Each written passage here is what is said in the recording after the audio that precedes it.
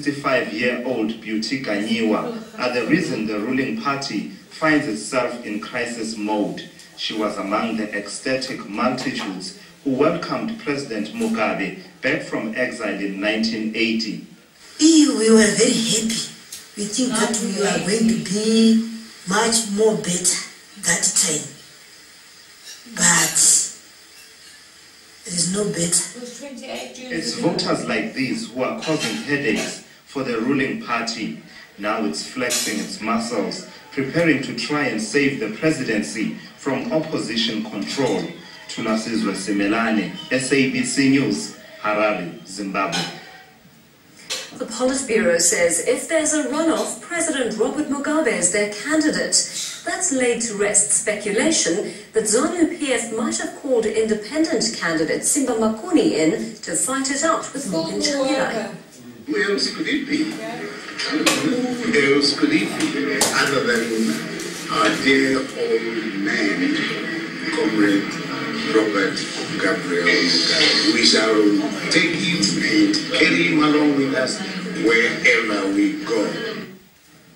Almost a week since the vote, there's still no word on who leads Zimbabwe. The MDC is refusing to wait any longer. It's filed an urgent application in the High Court to get the Electoral Commission to release the presidential results. Civil society organizations have been burning the midnight oil for the past few days. They say they deserve to know who will lead their country for the next 5 years. For starters, we have an outgoing ruling party which is beaten at the polls, at least at the parliamentary level, and it is shell-shocked. They've never experienced this since 1980, and so they don't even know how to handle the situation. And then we have an incoming governing party, the MDC, which doesn't even know how do you start governing. With no word on the presidential poll and results of the Senate trickling in, analysts say nothing stops Mugabe from using his presidential powers to have a presidential rerun at a later date. NDC sources allege Mugabe plans to extend that to 90 days to give him time to regroup. The electoral law stipulates the election should be held 20 days after the election date. But some are now wondering who's governing the country, as there's no cabinet nor parliament. There will be no vacuum legally if the president remains in office until a new president assumes office. So if a new president does not assume the office, that means the term of the previous president legally extends as long as the processes are legally done. That's why it will be problematic for the president to extend the 90-day date. He has to, that 21 days is anticipated by our law. So his term can extend by 21 days. Maduku says there is no law that says that Mugabe has to announce the presidential result or any result within a certain period. Meanwhile, the NDC says police have search rooms used as their office at this hotel, but police dismissed claims of the raid. Civil society groups have also slammed the arrest of journalists in the capital. 2 of them have been charged with breaching the country's tough media laws. I don't know what it will help us in any way, because we can only buy 2 liters cooking oil for 500 billion. And soon, because of the introduction of this currency, we are going to see it rising even to $1 billion. Economists say this is yet another desperate and reactionary move that will do nothing to save Zimbabwe's economy. In fact, the problem is there is more forex in the parallel black market than in formal institutions. Companies are even turning to the black market just to be able to do day-to-day business. Businesses are hoping a new government will bring foreign direct investment. We just need foreign currency. We just need lines of credit. Our company is going out there to buy, and they get lines of credit. Relations between President Robert Mugabe's government and business have long been strained, but some business people think a new government would herald better relations. Mahlatsi Gallants, SABC News, Harare, Zimbabwe. Well, our reporter Tunasizwe Simelane is standing by in Harare now to give us the latest on the happenings there. Hi there, Tulas. After ZANU-PF's Politburo meeting today, they still haven't stated unequivocally that there will be a runoff.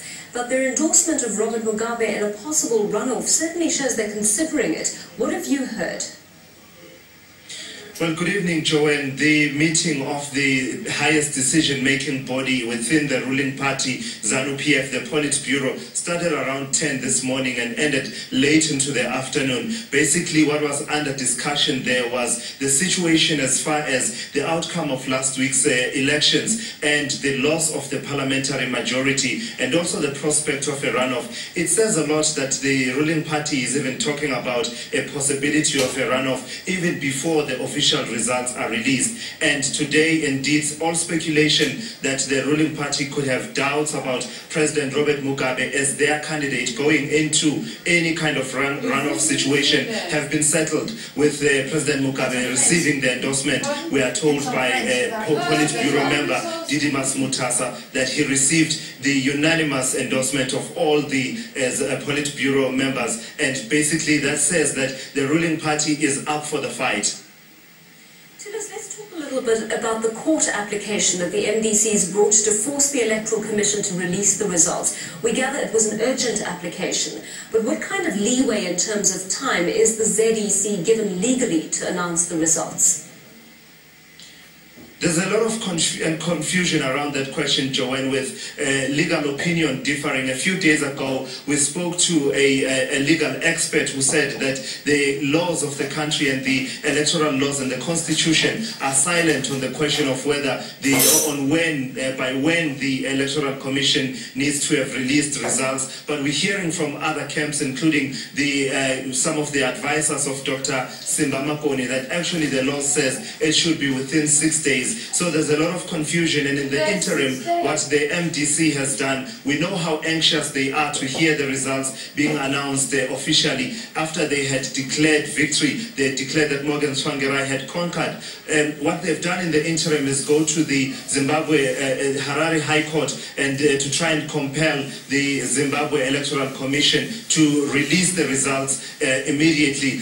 Basically, that we understand that is an application that will be heard in chambers, and the opposition will be trying to argue their case to try and get these results released. Now, Tulis, election officials say logistical problems have delayed the announcement of the results. The opposition, of course, says ZANU-PF is just trying to steal the vote. Has the ZEC detailed exactly what problems have forced them to revise their timelines for the release of the results?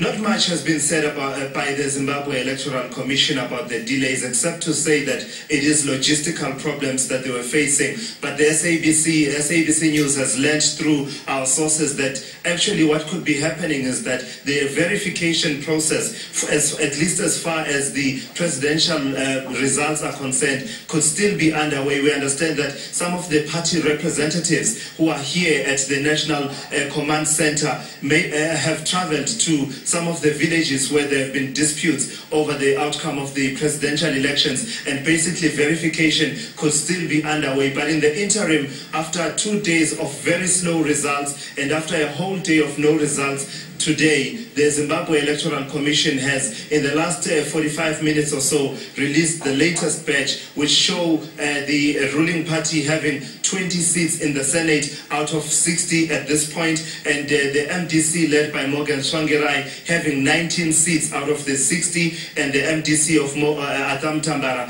having 4 seats in the Senate. So far, we've got 43 out of the 60 seats in the Senate that are being contested. All right, great. Well, thanks, Tulis. Let's leave it there for now.